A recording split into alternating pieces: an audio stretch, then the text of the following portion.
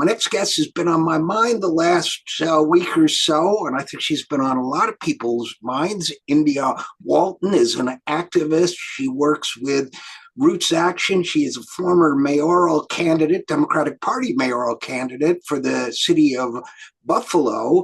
And a lot of people have been turning to her for advice since Zohran Mamdani won the Democratic nomination in New York City for mayor, running as India did as a Democratic socialist. So first of all, India, welcome back to the program. Thanks for having me, RJ. I'm happy to be here.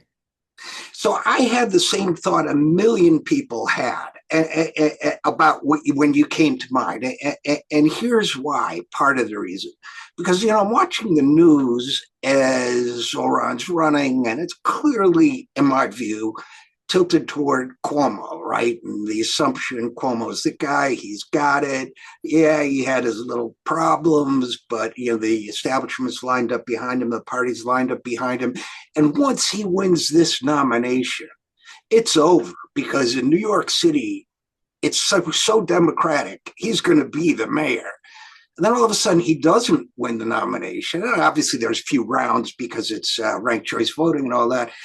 All of a sudden, he doesn't win the nomination, and Zoran crushes him. And all of a sudden, I see in the media, well, this is just the primary, and he's got a long way to go. And I'm like, wait a minute. You guys were saying a week ago the primary is the end of it. Did you notice that too? I did, and I mean, that's the Democrats for you, right? It's vote blue no matter who, unless you're just to the right of the Democratic Party. I mean, just to the right, just to the left of the Democratic Party. Yeah, I've been thinking about that too, because so one of the first things I said, I mean, right after the election, I did a segment with, or the primary, I did a segment with Sonali Kolhatkar, who is also a senior correspondent on the show. And I said, this makes me think of India Walton, because she won the nomination and they turned against her. And you're absolutely right. I mean, I think of Hakeem Jeffries and the others who have not lowered themselves to endorse Zoran. I think, wait a minute, you guys are the people that, if you hear that a Bernie voter didn't vote for Hillary in 2016 or Biden in 2020, they're the worst people who ever walked the earth. But I don't hear you saying, well, he's vote blue no matter who. So you have had some words of advice for Zohran Mamdani, who I think you've known for a while, right? I have. I've known Zoran since 2021. He was a big supporter and encourager of me running for mayor. He came to Buffalo and campaigned with me and knocked doors, and he's been a friend ever since. And my advice to Zoran, number one, was to get security, Mm. because not only is politics in civil, sometimes it's uncivilized and violent. And I know that he's already been receiving, threats to his life and safety. So number one is I want him to be safe. And the second thing is stay the course. Yeah. Um, he has the playbook. He has the winning formula. He proved that with the convincing win. These primary numbers are the highest that they've been. He got more votes than any person who's run for office in 40 years, aside from David Dinkins. So he's doing a great job. It's an organizing project that is paying off, and I hope to see him cross the finish line strong in November. I could be wrong about it. I know he didn't run as a Democratic Socialist per se, David Dinkins, but he was, I recall, a member of the DSA. I could be wrong about that, but he was pretty progressive as Democrats go. Now, the other thing we've been hearing, I'm glad you're saying stay the course, because the other message we've been hearing is, well, Zoran won because not because of he's a democratic socialist or because of his policies, but because he has such a charismatic personality, right? You probably heard that one too. So they're already leaning on him, I would say, or trying to not stay the course, to moderate himself a little bit. Now, the man. You think he'll do that? Nope, I do not. It's funny because I've heard everything from because he's so charismatic to, well, it was a really hot day. Election day was really hot. So but no, I think that his message is right on point. It's what the electorate wants to hear. And the interesting thing is that Zohran went out after the reelection of Trump and he talked to districts that went for Trump that were primarily immigrant, you know, um, working class. And he asked people what the issues were, and they said economics. They said the city was increasingly unaffordable, and they wanted policies that would make it easier for them to live in the city they love, right? So he asked folks, what about fast free buses? What about universal childcare? What about, decreasing the price of groceries by opening municipal grocery stores? And people loved it. So he won he went on this platform. And I think that it's unfair to blame it on anything else. You know what's interesting to me, India, is that take free buses. That's supposed to be such a radical idea. I live in Silver Spring, Maryland now, just outside Washington, D.C. And my county, Montgomery County, just announced 2 or 3 days ago that buses are going to be free. That's just something they've experimented with on 2 or 3 lines. Now they're going to spread it around. It didn't even make a headline. I mean, it's not that crazy an idea, and it gets people off the road. It reduces carbon emissions significantly. I mean, we could go down all the list of it. And if you know New York City at all, and you're worried about the wrong, quote unquote, wrong kind of people, well, that says something about you, but also the really wrong kind of people don't pay the fare anyway. So what's the difference? They just go on. So, but Massachusetts or New Hampshire, they have state-run liquor stores. How's that different from a city-run grocery store? You know what I'm saying, right? They sound radical to people who are basically conservative Democrats, but I don't think when you take them at face value, they're radical, are they? But RJ, the thing, and this is the reason why folks are choosing to focus so much on Zohran's identity and, Mm. his political leanings rather than the issues. Because how can you say that you don't believe in fast and free buses, right? We pay taxes for public transit. I've been to Austria, and transit pass is $365 a year. And even people who have cars pay the $365 a year because they know that the majority of folks benefit from transit being free. They, the radical, the people who are radical are the people who believe that folks don't deserve affordable housing, that folks don't deserve sufficient transportation to get to and from work, that folks don't deserve affordable universal child care so that they can go to work. Those are the people who are radical, not the people who want to provide an equitable society for people to live in. Now, it is interesting when you think about it that these ideas have led to such intense hostility toward him.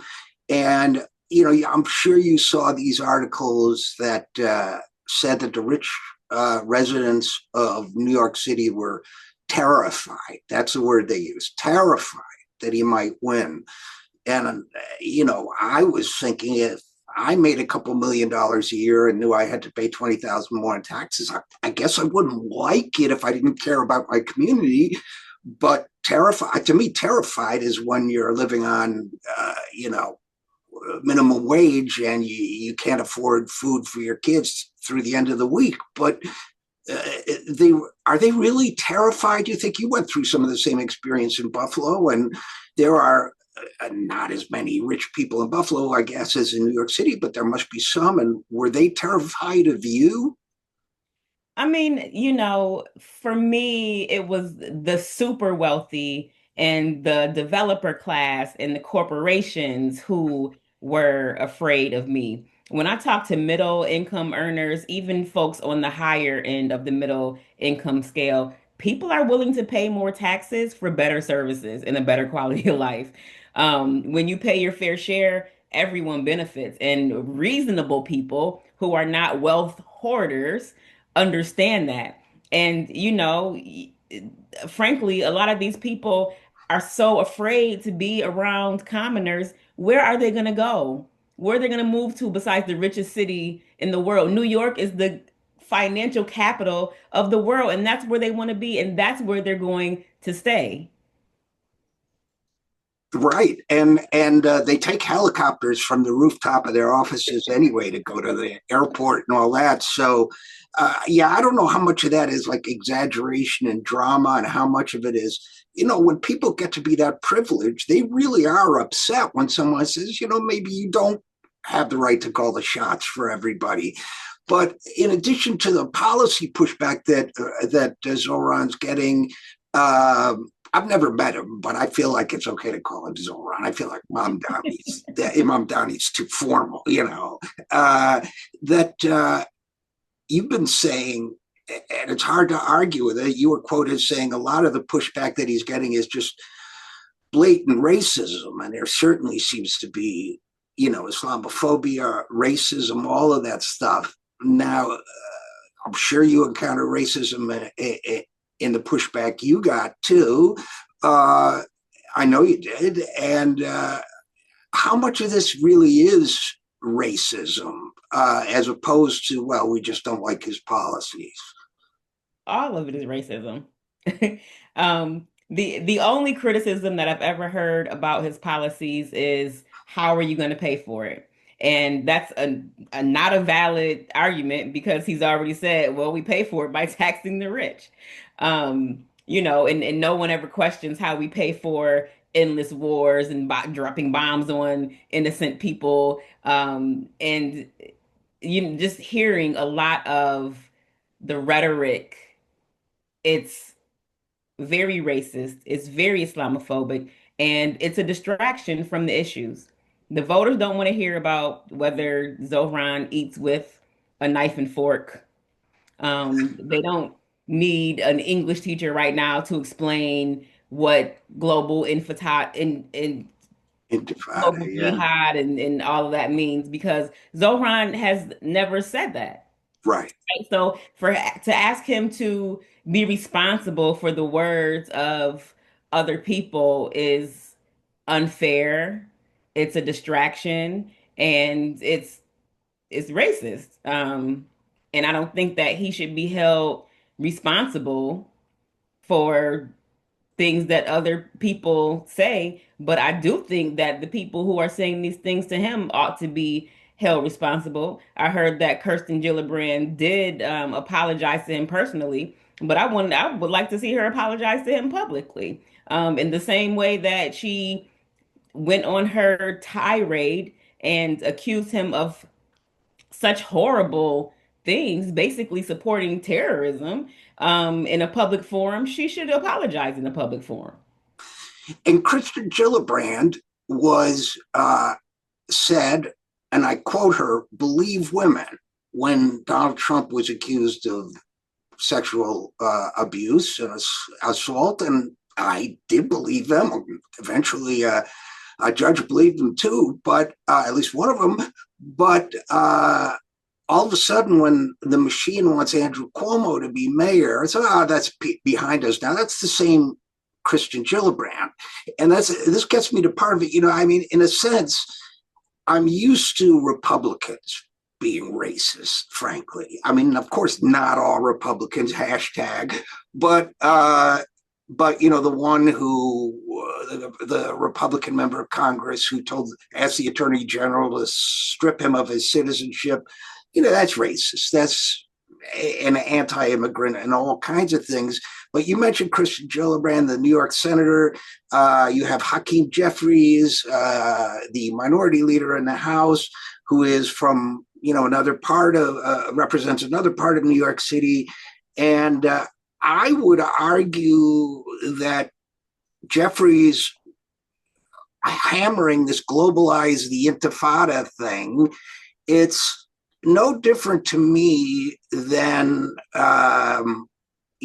asking a black candidate to disavow some black radical you thought of from history or something. There's no connection between Mamdani and that phrase, globalize the intifada, except that it was posed to him as a gotcha question, and he tried to give an intelligent and informative answer. So when someone else does that, that to me is straight up Islamophobia from the Democratic Party. Am I missing something? No, you're not missing anything at all. And I think that what this really exposes is that a lot of the Democratic establishment has more in common with and similar goals to the Republican Party, and that is the continued enclosure of power and wealth. And when candidates arise who say they want to level the playing field, when they want to prioritize working class people, they're afraid of that. And I do hope that Zoran wins. I have confidence that he will, but I think that my hope is for this to encourage challengers from the left for people like Kirsten Gillibrand and Hakeem Jeffries, because they're doing us a great disservice. They're wasting our time in DC. They are ineffective. Mm. Um, and we're not seeing the defense of our democracy, of our rights being eroded, of social safety nets being dissolved. Um, they're not defending working people, and they ought to be replaced with people who have the guts to stand up for people. You know what happens, and this happens to me, I suspect it happens to you, India Walton, which is like you, am very critical of, I would say, most Democrats, actually, certainly of the party leadership. But what I get all the time, or what I've gotten now for 10 years from some people is, well, you're helping Trump by doing that. And, or you must be okay with Trump if you're going to criticize the Democratic Party. And to me, the answer is no, I'm not okay with Trump, but the things that I'm criticizing about the Democratic Party are exactly why we have Trump and why the next group will be just as bad as this one.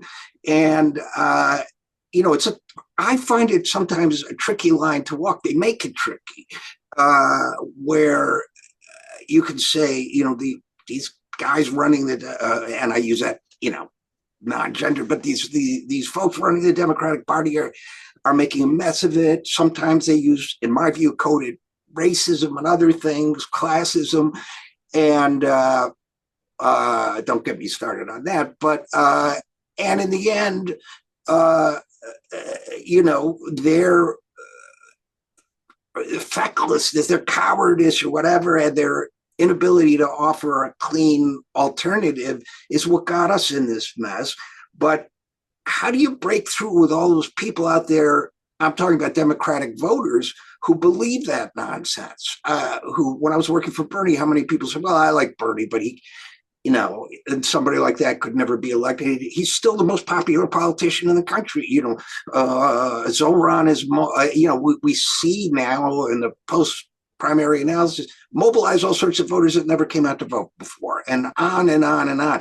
But how do we, or is it just not worth the trouble to break through that sort of, Democratic voter psychology that says, no, that's too scary, or that's too threatening, or I'm not comfortable with that? Do you know what I'm talking about? I do. I do. And I think that you make a good point about, all of the first time voters that came out for Zoran, the zero primes. And that is actually going to be the future of the Democratic Party, is to bring in new voters. There was a person I was having an exchange with today online who said, I would have voted for you in 21 if I were old enough. Yeah. So, these folks who are sort of the old guard, who are willing to accept a lesser evil, I think are going to become a thing of the past. And I think that when we do elect more progressive leadership, right? Look, I'm thinking about Brandon Johnson in Chicago. I'm thinking about Mayor Wu up in Boston. And when we see the success of cities who have progressive mayors, city councilors, school boards, people are going to want to get on board because you want to be on the moving train, but folks don't want to take the risk of it not working. So I think that, the onus is on us to prove that our policies do work, that not only are they feasible, but they can be wildly popular and successful and really work on closing, the wage gap, the wealth gap, the home ownership gap, all of these things that we really aim to do. And I think that that will solve for itself eventually. Where do you think community organizing and activism fits into all this? Because I think this is something that you and Zoran and some other people have in common. Is like, in here in the DC area, the path to politics is you go to law school, some expensive law school. It means you already have some privilege, and then you're an aide on Capitol Hill, and then you make some friendships, and then you run for state assembly or something, and then you're on your way. That's normally how they do it. But there's another route being formed where people are beginning to get into elected. I mean, Pramila Jayapal, Representative Jayapal is one of them, but more, and it seems to me that this is a good way to reshape politics is by coming through community activism, which, even though it isn't political, it's about speaking to people's needs. It's about hearing what their needs are. It's about organizing them, getting them out to act on it. And my sense is that that Zohran Mamdani has done some of that as well. Is that right? Yeah, he has. And I think, the most impressive thing about the Mamdani campaign is the activation of more than 50,000 volunteers who knocked on more than 1.6 million doors. That is monumental, to a scale that you very rarely see. But I mean, that is how you win. And I think I've said this probably about 10 times today. The way to be organized money is with organized people. That's the words of Bernie Sanders. And it's true. We can look forward to Zoran being outspent. We know Right. that there are a bunch of hedge fund managers and people who are going to put lots of money into this race. They already spent $25 million in the primary against them.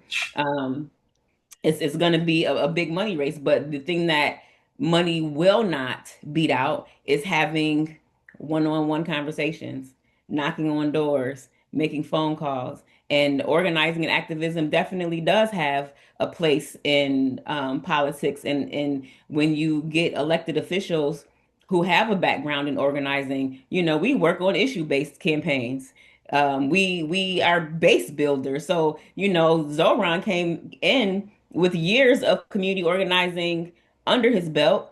He worked in foreclosure prevention prior to his win in the assembly in 2021. He went on a hunger strike with taxi drivers. He's been side by side with tenants fighting for tenants' rights in New York. So there were folks who were already familiar with who he is and excited about his run. And then you activate those people who go and get other folks excited and bring them in. And I was on the phone earlier on a show with Grace from New York DSA, and she was talking about the importance of elevating volunteers to positions of Mm. leadership. It's Mm. impossible to have enough staff to manage 50,000 volunteers, but you take that one super volunteer and you make them a team captain, and now they have a team up under them. And I mean, it's just the organizing that happened in this race just is mind blowing and very, very inspiring. I gotta say, I've been jaded for the last 4 years, and now I'm like, I can feel that fire beginning to burn again in my belly. Well, India, you just said two things that kind of framed, what I wanted to talk about also in all of this. One was you, excuse me, you mentioned taxi drivers. And then you talked about, I forgot the word you used, but disillusionment, that resisting that. Now, I always say, like when I'm feeling positive, that about specifically, let's say about New York City and Zoran's race, my great uncle Jack, my dad's uncle, was a taxi driver in New York City. And on his one income as a taxi driver, he raised three kids, a wife and three kids, a nice apartment. My old grandfather was a tailor in New York City, a union organizer too. Same thing. With the money he made with his little tailor shop, he had a 3 bedroom or 2 bedroom, excuse me, as they call them pre-war apartment in Upper West Side, which would cost $6,000 a month to rent now. So my good times, like, well, we had in New York City like that before. We can have it again. All our cities could be like that again. But then I do also get these moments of discouragement. So I'm really glad to hear you say that you're sort of fired up about this. And what should other people do if they're not feeling as fired up yet? Yeah, what are your words of advice for them, Um, if any? Yeah. I mean, watch some of Zoran's TikToks or TikToks about him. I mean, just the whole campaign has been so electric. And I just want to remind people that in 2021, I was able to win the primary against a 16-year, four-term incumbent. He went on to beat me in the general election. Now it's 2025. We have learned lessons.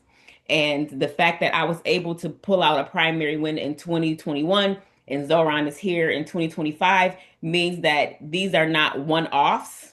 These are not by happenstance. It's not because of the pandemic from 2021. It's not because Zoran is charismatic or it was too hot in 2025. It's because these are policies that are wildly popular with working class people, and that is the majority of us. The 99%, we're ready for something different, better. We're ready to center people and take care of one another. I So love that. But before you, and I'd end on it, but before you go, I do want to ask you about one other thing, because, as you said in one of these articles, Zoran's been putting his body on the line. And to me, the other thing that always gets me moving again is getting together with like-minded people in the real physical world and doing something, right? So, like I always say, the revolution will not be digitized. It will be people working together. And you've been along those lines. We've been covering some of the great community organizing against ICE and their tactics. And you've been involved. You're spending some of your day on that kind of activism too, haven't you? I have here in Buffalo, there is an Iranian asylum seeker who has been targeted by ICE, and we've been having neighborhood patrols and sort of keeping watch to protect him and his family. He is here with legal status. He's going through the asylum process, um, and yeah. I showed up with no judicial warrant to take him, and a defense has been mounted. So, So that's so you go out there, what, to his home or his neighborhood, or how does that work? we have the whole block. The whole Um, block. Okay. Yes, there is a very gracious neighbor in the middle in the middle of the block who lets us stage on her porch. We show up about 5:30 a.m. We have coffee. A couple of us will peel off and, walk around the block to make sure that we don't see any suspicious characters hanging around. On the weekends, we hang out at the community garden and we have some food together and break bread, build Mm. community, um, and just making sure that there is always a visible presence so that they know that we are watching the injustice that they are intending to perpetrate on our beloved neighbor. That's great. I love that. And I'm going to try to find out if something like that is going on around me because I'd like to do that too. Well, India Walton, it's going to be an interesting few months till this election. And I've already said on air, if they'll have me, I'll go to my old hometown of New York City and I'll canvass for him myself. Me too. I'm ready. Good. I'll see you there. We depend on your support here at the Zero Hour, so please give whatever you can at any of the links you see on your screen. Thanks so much.